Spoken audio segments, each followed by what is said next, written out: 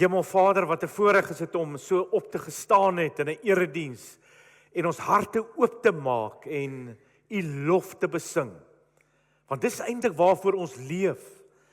Dis waarna ons die hele week uitgesien het, is om saam te kom as gemeente, as ligdraers van U, as beelddraers van God, om U lof te verkondig. En dalk was daar woorde gewees waaroor ons nie regtig gedink het nie, wat nie eers 'n draai gemaak het in ons gedagtes, om net seker te maak of ons dit regtig bedoel het nie. Maar Here, ons het dit uit ons harte gedoen, die sentrum van ons lewens. En dankie Here dat ons hier kan wees en vir U kan sê, U is ons bron.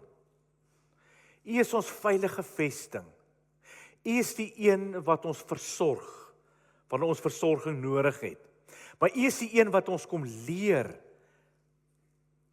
U is die een wat met ons praat. En daarom is ons nou oop vir U stem. Amen.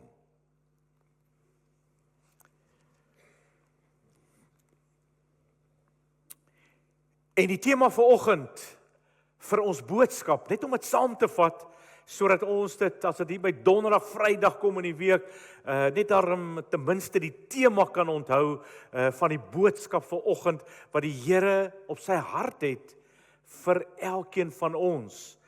En die tema is die stem van God.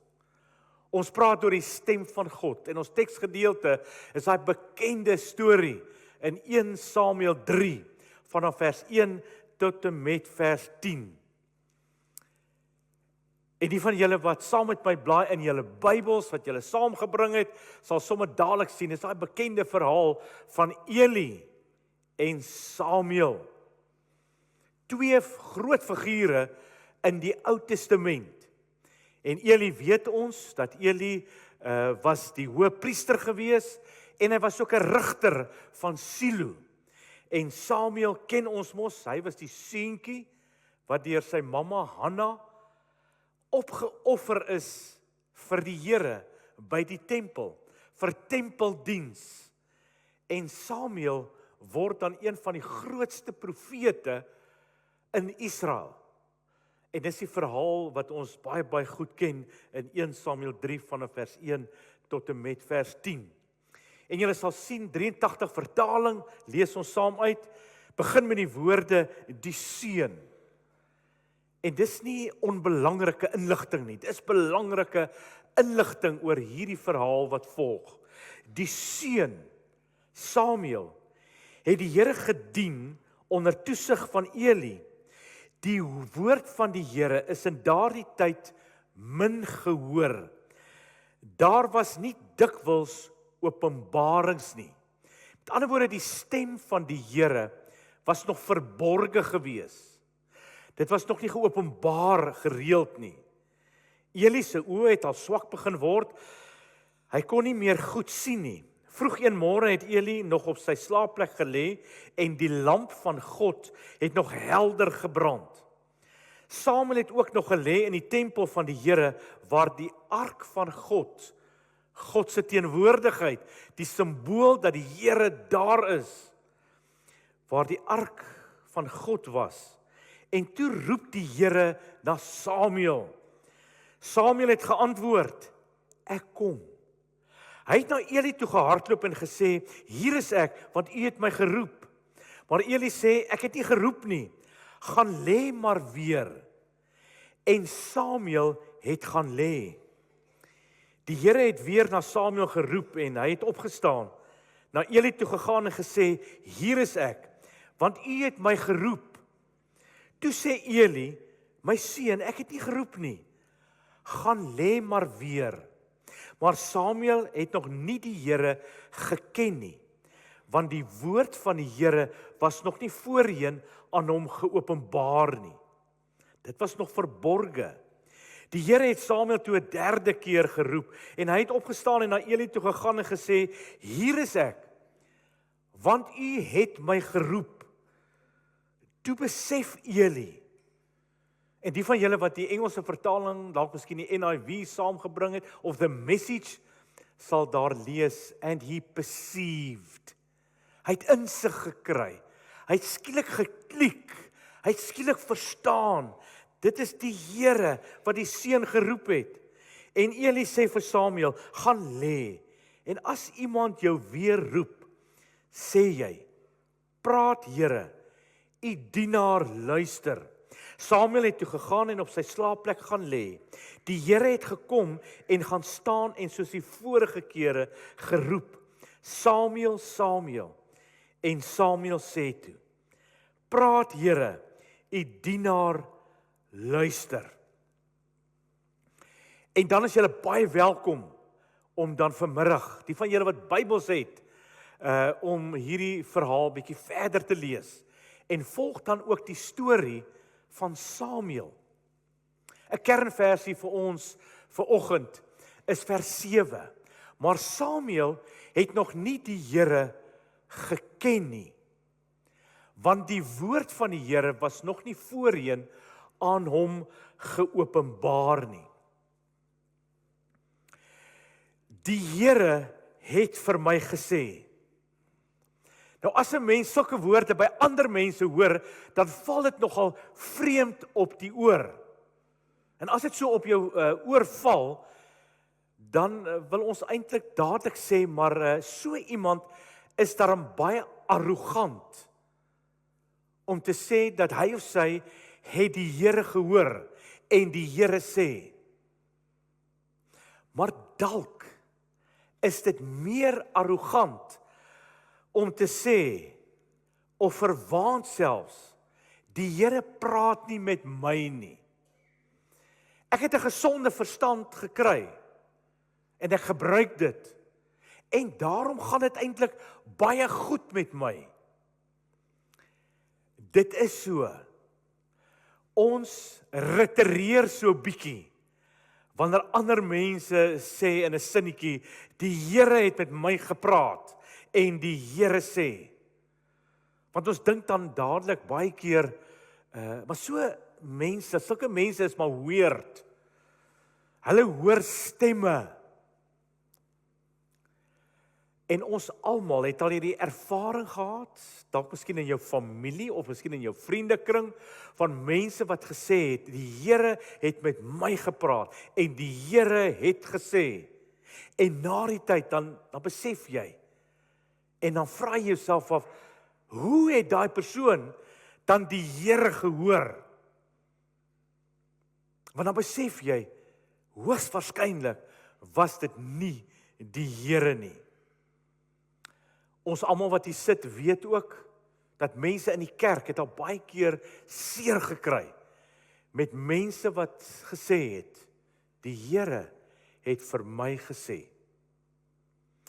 Ek onthou nog goed in my jong dae, nou dis mos nou 'n algemene spreekwoord, soos die jare aangaan, in my jong dae, maar ek praat nou vanoggend dan van my hoërskooljare en my universiteitsjare, het ek regtig 'n groot respek gehad en 'n waardering vir mense wat kon sê, die Here het met my gepraat, en die Here het gesê. Ek het net 'n bepaalde respek gehad, hoogstwaarskynlik omdat ek op daardie stadium baie geworstel het, of ek enigsins die Here hoor in my lewe. Dalk miskien nie soos die ander mense nie. Maar dit het my op 'n reis gesit oor die stem van die Here in my lewe. En dalk miskien vanoggend het die boodskap baie te maak met my eie reis. Elkeen van ons is saam met die Here op 'n unieke reis. Maar juis op 'n reis kon ek rustigheid kry oor die stem van die Here in my lewe. En ek glo dis 'n rustigheid wat die Here graag wil hê, elke kind van die Here moet hê. In die lig van 1 Samuel 3 vanoggend, glo ek, elke volgeling van Jesus moet vanoggend hoor, God praat.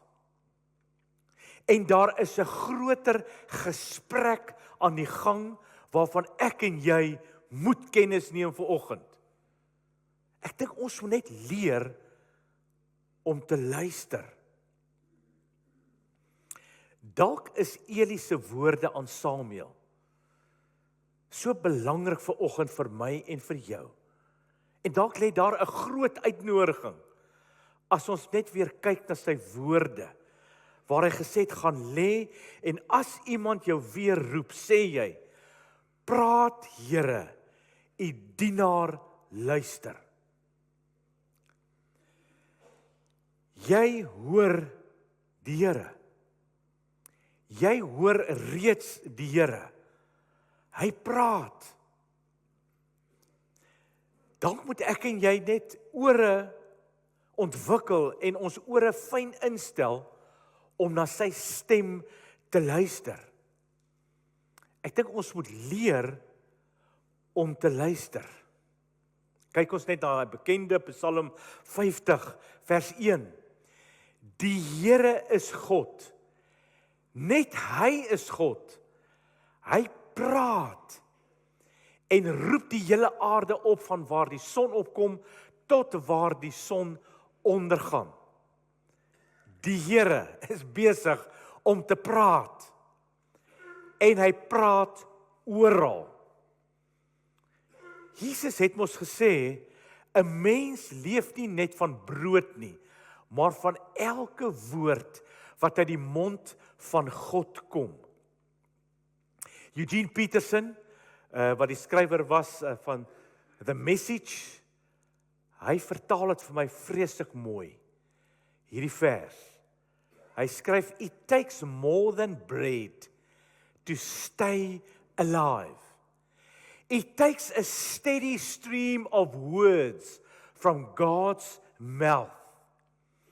Kyk ons net na die Griekse vertaling, van die Nuwe Testament, die oorspronklike taal waar die Nuwe Testament geskryf is, dan sien ons dat hierdie werkwoord se vorm, sy werkswoord vorm tyd, die tens, is present continuous. Woorde kom nou, en dit is steeds besig om te kom na ons toe, uit die mond van God. Wie is die een wat die heeltyd praat? Dis nie jou vrou nie. Dis God. Hy praat die heeltyd, en letterlik kom daar 'n stroom van woorde uit sy mond nou, en dit is nog steeds besig om te kom. Hoekom is dit so moeilik om te luister?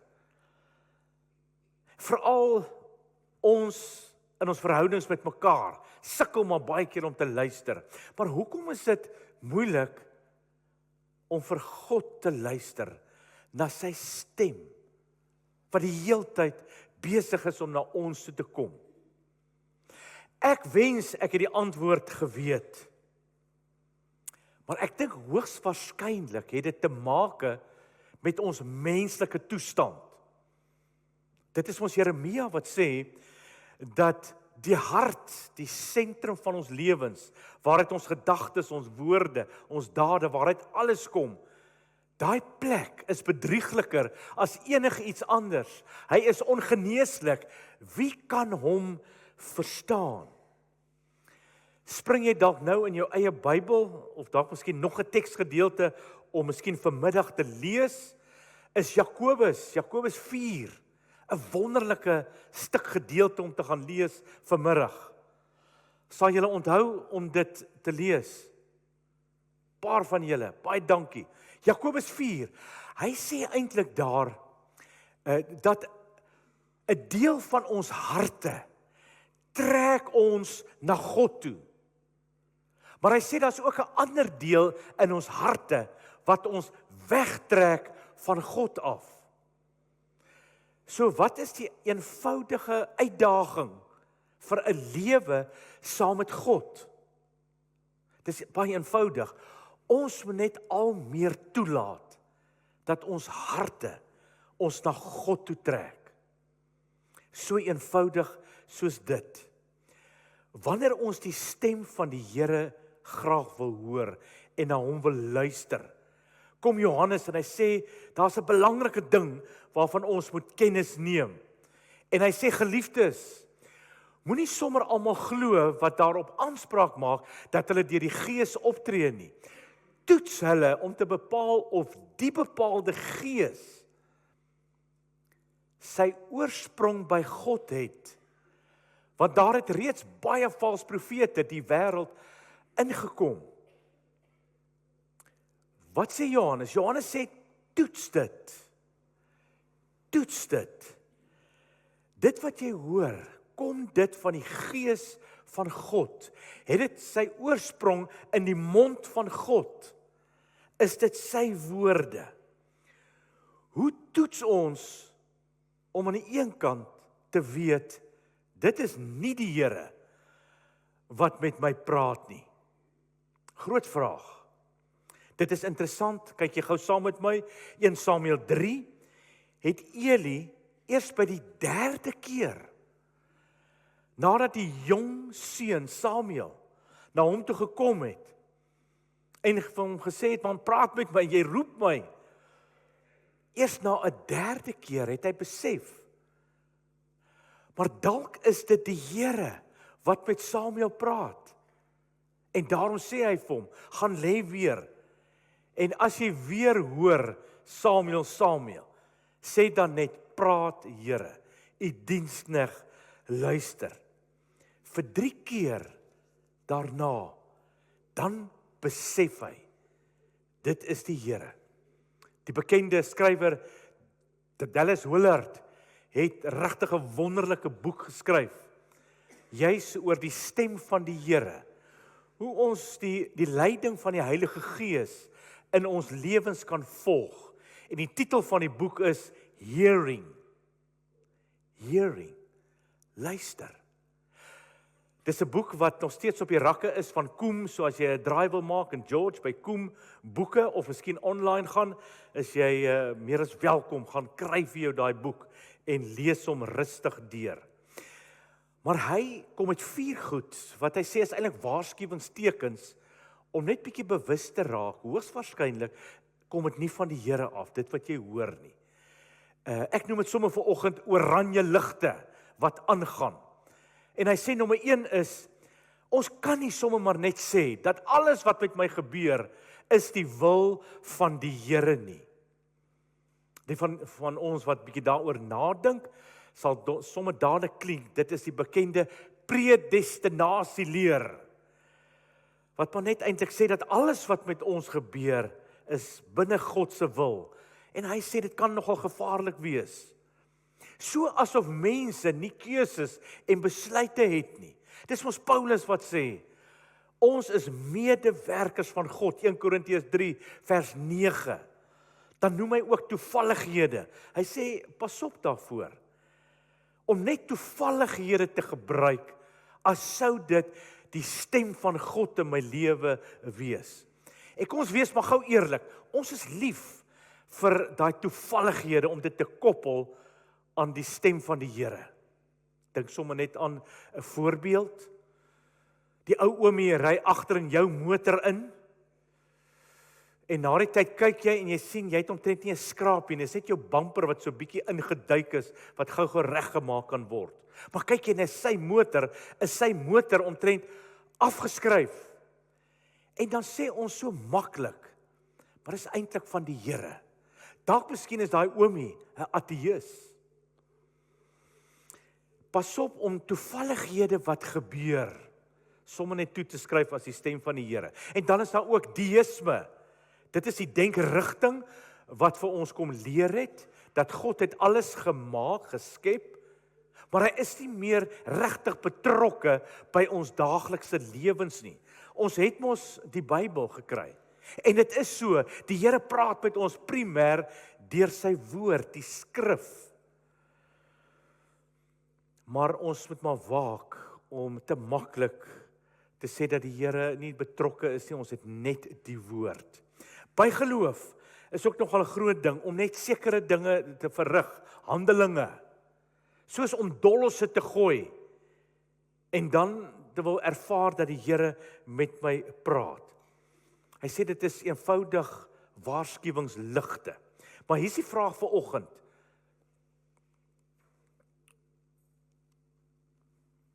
As hy, hoe praat God? Hoe praat hy met ons? Hoe hoor ons sy stem?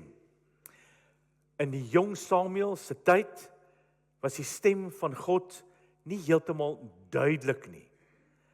Met ander woorde, hy moes dit leer ken. Hy moes dit leer ken en daarmee die uitnodiging ook vir my en vir jou. En daarom is daar 3 bakens wat ons kan gebruik om die stem van die Here te hoor. Die eerste baken is, God comes to us disguised as our life. Dis die bekende woorde van Richard Rohr, wat eintlik so baie saamvat. God kom na ons toe, vermom as die lewe, hoor mooi, as jou lewe. God is eintlik nader aan jou as wat jy dink. Hy is binne die realiteit van jou lewe. Hy is daar binne jou ongemak wat jy beleef. Hy is daar in jou pyn. Hy is daar in die deurmekaarheid, die chaos van die lewe. Wanneer jy baie keer nie weet wat is bo en wat is onder in jou eie lewe nie. Hy is daar. Hy is daar in die morsigheid op 'n Sondagoggend vroeg van vuil skorrelgoed wat gewas moet word of dalk 'n deurmekaar kom buis. Hy is daar. En as jy aan die einde van die dag kom neerplons op 'n rusbank, dalk miskien voor die TV en jy's moeg, is hy ook daar in jou moegheid. Dis waar jy God se stem hoor, in die realiteit van die lewe, jou lewe. Dink gou vir 'n oomblik, God se stem is alles rondom jou. Ook hy bekende versie ook, die bekende Psalm 19 vers 2.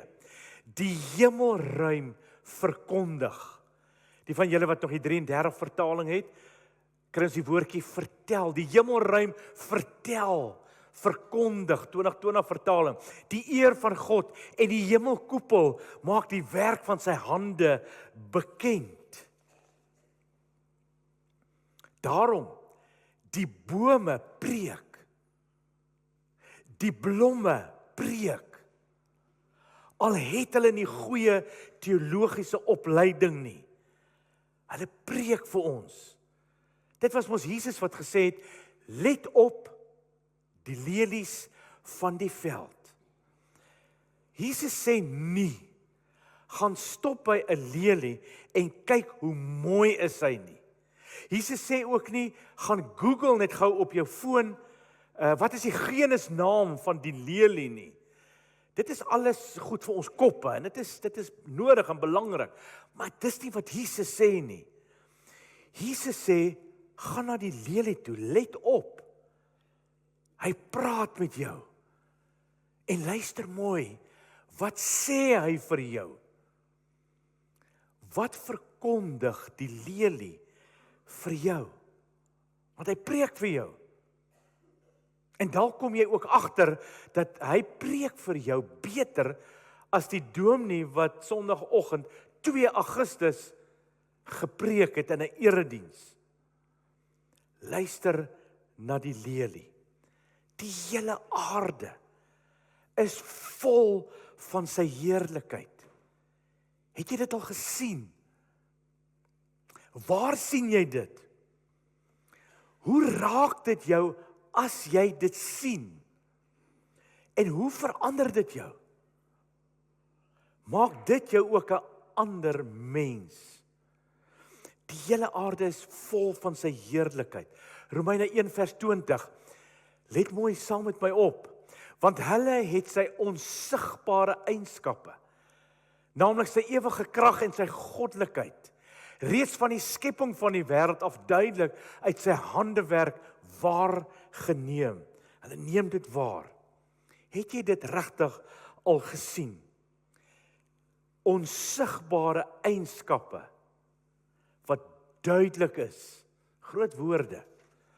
Onsigbare eienskappe wat duidelik is. In Job 12, nog 'n wonderlike teksgedeelte wat jy ook kan lees by Jakobus 4 vanmiddag, nadat jy 'n bietjie gerus het. Job 12, lees ons waar Job besig is in gesprek met sy vriende. En dan kom die Here en dan praat hy ook met Job. En dan sê hy vir hom, miskien moet jy die diere vra om jou te leer. Die voëls daarbo om jou te vertel. Of praat met die are dat dit jou leer en met die visse in die see dat hulle dit vir jou kom sê. Die hele skepping is eintlik een groot liefdesbrief van God vir my en vir jou, wat ons kan lees, wat ons sy stem in kan hoor. En wanneer jy mooi luister, sal jy agterkom dat die stem van die Here kom na ons toe in verskillende forme. En ons verstaan ook en het begrip nou vandag dat hierdie forme is nie so belangrik nie. Die vorm waardeur die stem van die Here na ons toe kom, sy woorde, is nie so belangrik nie. Die vorm van God se stem wat na ons toe kom is altyd stil, sag, verskuil, onsigbaar. Romeine 1:20, onsigbare kenmerke, eienskappe wat sigbaar word. Die tweede baken wat ons kan help om na God se stem te luister. Ons hoor God se stem omdat ons in 'n verhouding met hom leef. Om God se stem te hoor is eintlik niks anderste as gebed nie. En ons almal wat hier sit weet tog dat gebed veel meer is as om net klomp goed vir die Here te vra, om klomp goed vir die Here te sê, klomp mense wat hy moet gaan fix daar buite. Gebed is veel meer as dit. Gebed is tog ook om te luister. En dalk miskien as jy volgende keer weer tyd inruim vir gebed en jou tyd saam met die Here. Hou so bietjie jou mond. Bly net so bietjie stil. En luister net. Kry jou kop stil. En dan luister jy na die Here. En dan hoor jy sy stem vir jou, sy woorde wat na jou toe kom. Nou ek en my ma bel mekaar gereeld op ons selfone. Veral Sondag na kerk, maak ek 'n tydjie, dan bel ek haar, of sy bel my op my selfoon. Nou as sy die Sondag na kerk my bel op my selfoon, dan sê ek nie sodra ek haar stem gehoor het, ag identifiseer asseblief vir jou stem, sodat ek kan weet wie my bel. Of ek sê nie, wie bel my nou nie? Ek sê dit nie. Ek weet dadelik, sonder om te kyk, wie bel my nou? As sy begin praat, herken ek haar stem. En dan gesels ons sommer lekker saam oor die foon. Dit was Jesus wat ook gesê het, my skape luister na my stem. Ek ken hulle en hulle volg my. Hoe meer tyd jy spandeer in Jesus se teenwoordigheid, hoe meer ken jy sy stem en hoe beter kan jy na sy stem luister. Laaste baken, vestig jou aandag op die stem van God. Doen 'n bietjie moeite daarmee om na God te luister. Ek dink seker julle klomp van julle het al gehoor van die skrywer Mark Batterson. Het regtig goeie goed geskryf wat ons regtig maar kan lees.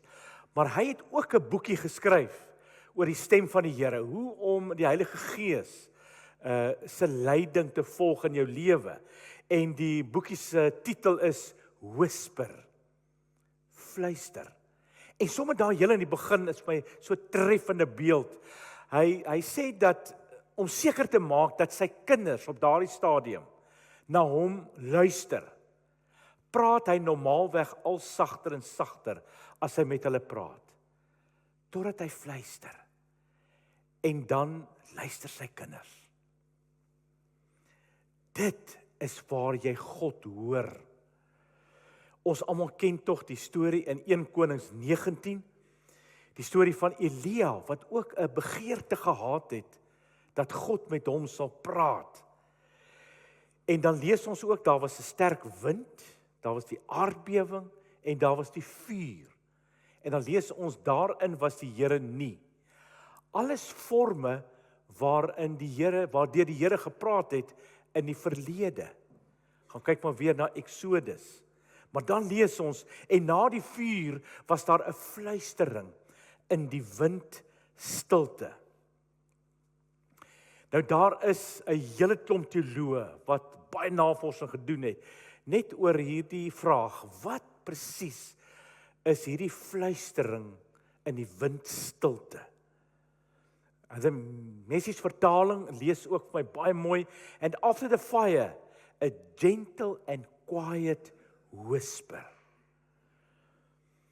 A gentle and quiet whisper. Baie mense wat al navorsing gedoen het, maar wat is hierdie stem van die Here, waardeur hy kom praat het? Baie Engelse vertalings praat ook van 'n small still voice. Die fluistering in die windstilte. Vandag kan ons algemeen sê dat dit beteken sure silence. Afgebakende stilte. Hoe praat God met ons? Ek dink 2 goed is nogal belangrik as jy dit kan saamvat. Dit is stil. En nommer 2, dit is subtiel. Ons lees dan veral ook toe by Paulus 1 Korintiërs 2 vers 10 tot 16, dat hy sê vir ons daar, dat die stem van die Here kom deur jou gedagtes, en dat jou gedagtes selfs so omvorm word, dat jy dink op die ou einde, maar dit is my gedagtes, maar dan kom dit van die Gees van God. 1 Korintiërs 2 van vers 10 af. My gebed vir elkeen van julle is dat jy na vanoggend se boodskap uit 1 Samuel 3 regtig sal voel dat die Here jou trek na lewe toe. Mag jy besiel word ook in die tweede plek met die pragtige natuur, selfs al is dit nou wintertyd rondom ons. Ons bly regtig in een van die mooiste dele van hierdie hele wêreld. Mag jy deur die natuur ook ervaar dat die natuur, die skepping, jou geestelike begeleier is, dat God met jou praat, en dat elke boom 'n preek is op sigself, waarna jy kyk. Samuel het ons 'n stem gehoor, en gedink, dit is Eli. Maar Eli moes hom help om die stem van God te leer ken. En ek wil regtig bid dat jy ook die Elis in jou lewe sal hê, wat jou kan help om God se stem te hoor en regtig te ken. Mag elkeen van julle ook reageer op God se stem. Samuel het gereageer op God se stem. Hy het weer gaan lê en vir die Here gesê, Here, ek luister. Ek is oop. Kom praat met my. Ek is u dienaar. En dan word hy een van die grootste profete in die lewe van die volk Israel, omdat hy gereageer het op die stem van die Here. Mag jy doen wat die Here vir jou sê. Amen. Dankie Here dat u ook met elkeen van ons kom praat het ook.